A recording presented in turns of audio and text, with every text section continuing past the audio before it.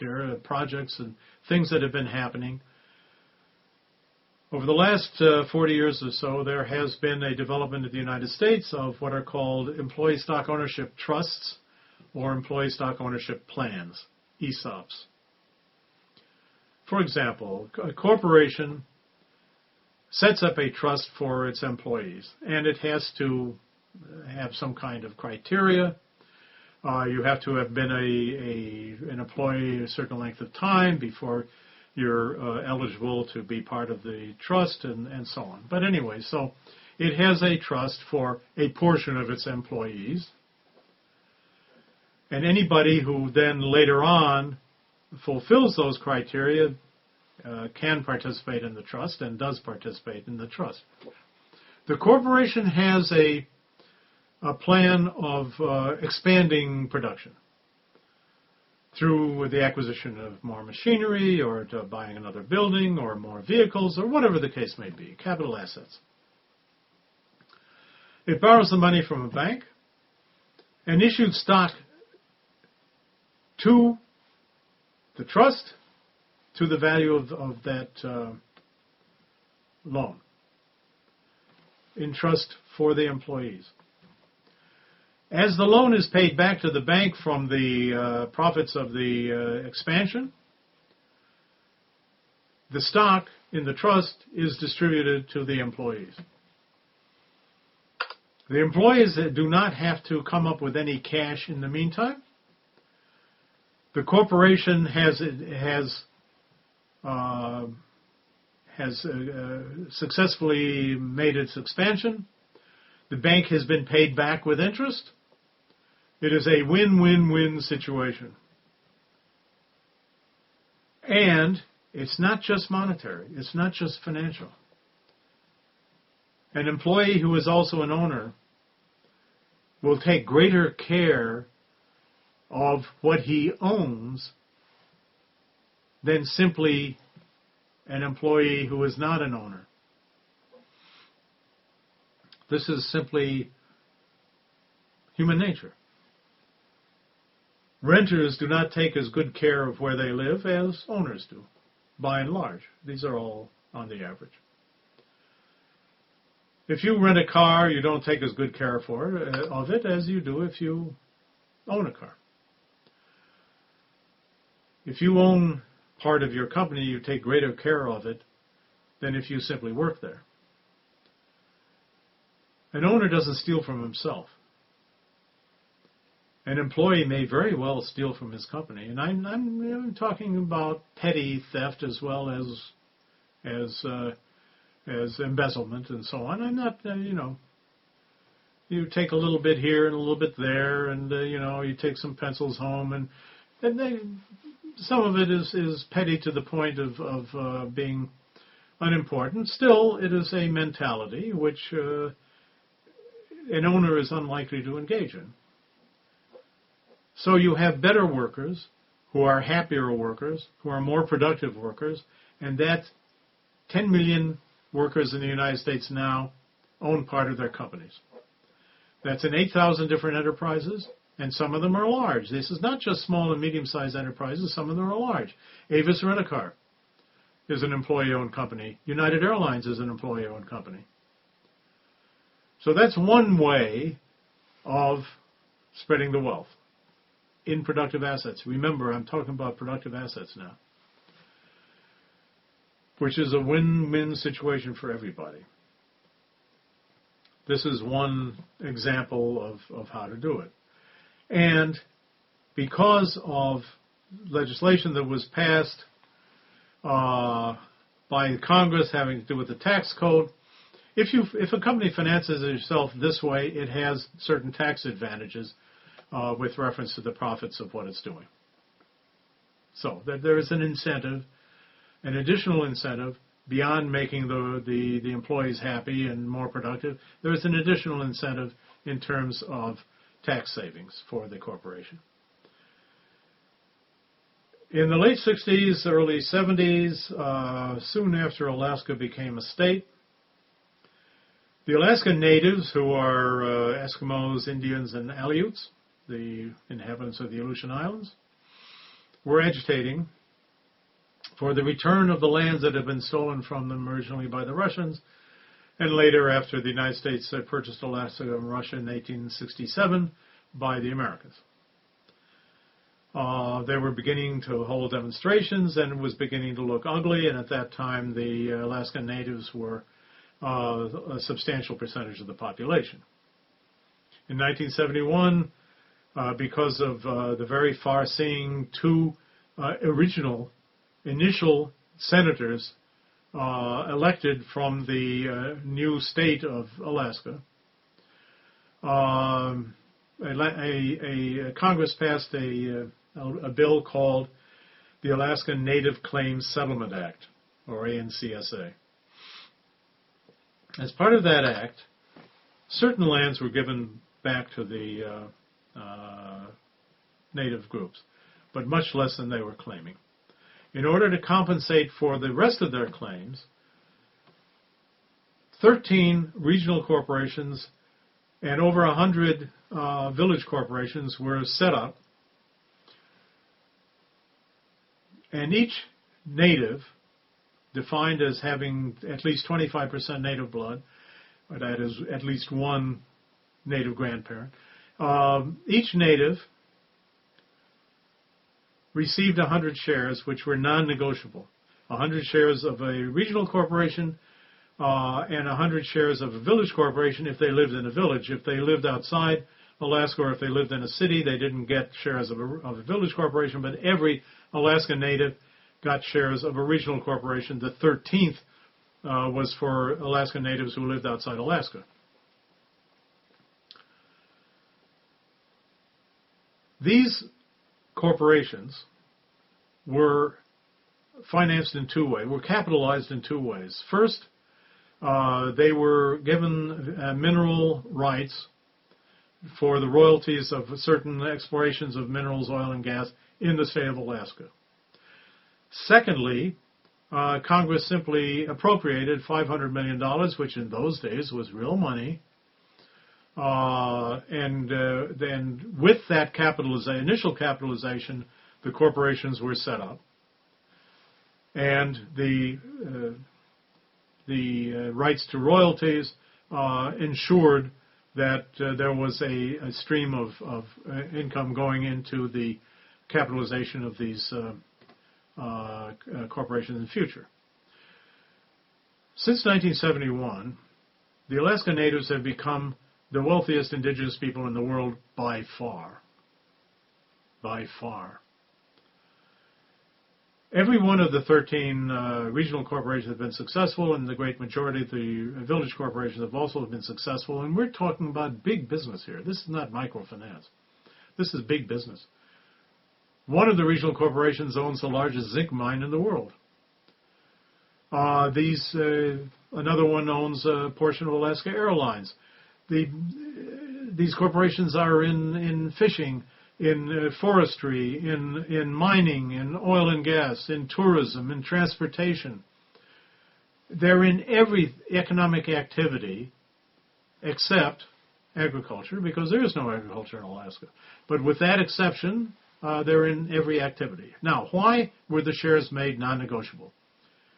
And this was a tremendous advance.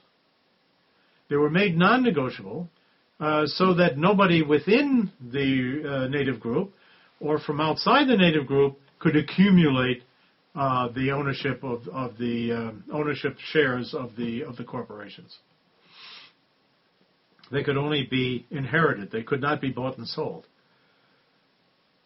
This had the enormous advantage of making it impossible for ownership to be concentrated. It had the disadvantage that the corporations could not raise money in the capital markets.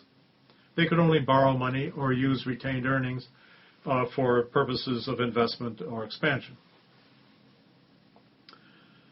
Obviously, you can't list a share that can't be bought or sold on a stock exchange. And that was supposed to be the situation for 19 years, after which the shares would become negotiable. When they were approaching the 19th year, the Alaska Natives held a referendum and decided that this would become a permanent feature. that the shares would never be negotiable, that they would always be non-negotiable, could not be bought and sold, could only be inherited. Another example, community investment trusts with the Indian communities of Ecuador, which I was personally involved in as financial advisor. I won't go into all the details of it, but the fact is that they were assisted by a group of Alaskan executives who came down and explained to them how they operated as well as what mistakes they had made, which is very important.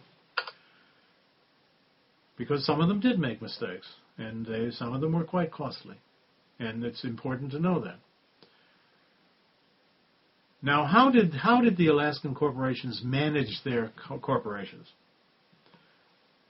Remember, they had a very low educational level at that time, in the early 70s.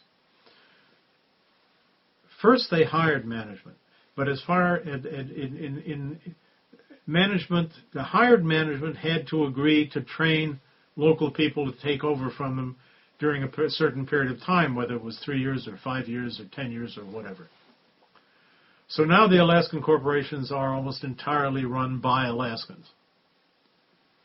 And 3 of these Alaskan executives went to Ecuador, met with about 50 Ecuadorian native leaders, and these were governors and mayors and members of legislatures and business people and so on, and explained what they had done and how they had done it and what mistakes they had made and so on and how it was set up. The Ecuadorians made their own decisions on what aspects to imitate and what aspects to change. Interestingly enough, one of the things they changed had to do with the shares being negotiable or not.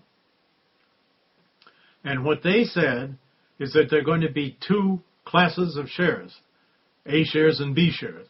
The A shares will be owned by the natives, by the indigenous people, and will be non-negotiable in the same way they are in Alaska.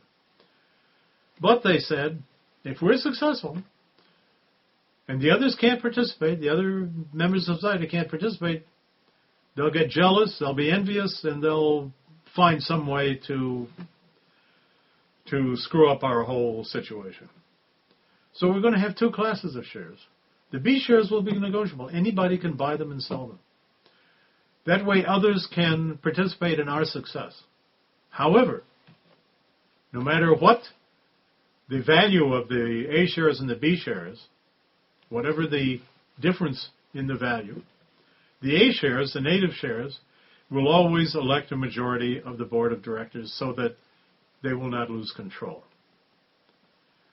This, in my opinion, was an extremely good change in the Alaskan model. Because not only did they assure native control, but they also made it possible to raise money in the capital markets. Now, there have been similar plans to ESOPs and Alaska Native corporations and community investment trusts in countries such as Costa Rica, such as Spain. This is, in my opinion, the most important thing that can be done at the present time by market economies. And China has a dictatorial political system, but it has a market economy to a very large extent. By market economies, to make sure that the ownership of productive capital becomes more widespread in society, and therefore that more and more, a larger and larger percentage of society has a larger and larger stake in the success of the economy in ownership terms, not in terms of a claim on other people through transfer payments, not in terms of depending on the government, not in terms of your labor, which, as I explained, can be extinguished in a moment, but in terms of the ownership of productive assets. And that is extremely important. And this is something that all societies should very carefully pay attention to in future. Okay.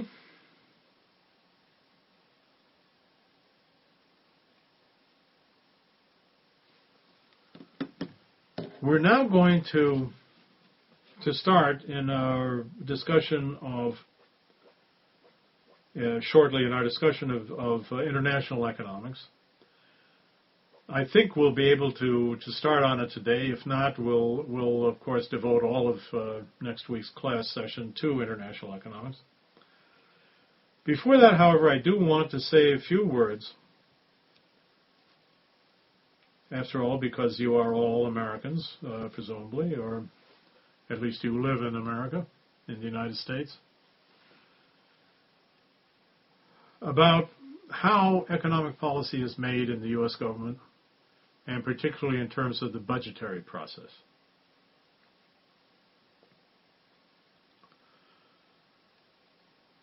I'm involved now in a research project in which the budgetary process of 3 countries are compared.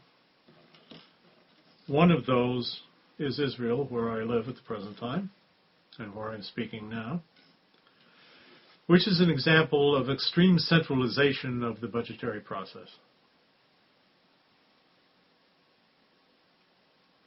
The Ministry of Finance in Israel basically decides on the budget. The only entity that can overrule the Ministry of Finance is the Prime Minister. Now, clearly, Israel is a country which is under threat and has been since it was independent in 1948. And therefore, the defense and security budget aspect of the budget is of extreme importance. And there is every year a big problem how to allocate the government's funds, on the one hand to defense and security, and on the other hand to everything else. The everything else tends to be given a lower priority because of the particular situation of Israel. Nevertheless, that has created social problems of some significance in Israel. Last summer, for example, not this past summer, but summer of 2011, there were massive demonstrations in the main cities of Israel. People who basically said, we're coming up in, we're getting older, we're setting up families, these are young people, they're getting married, they're starting families and so on, and they can't afford a house, they can't afford an apartment, they can't afford a car. This is because wage levels and salary levels are relatively low compared to other countries, et cetera, et cetera. Some of these claims are valid, some of them perhaps not so valid, but in any case, this is what people feel. And yet, for a person who is deciding on budgetary priorities in Israel, it's obvious that defense and security have to take a very large role and a very large proportion of the budget.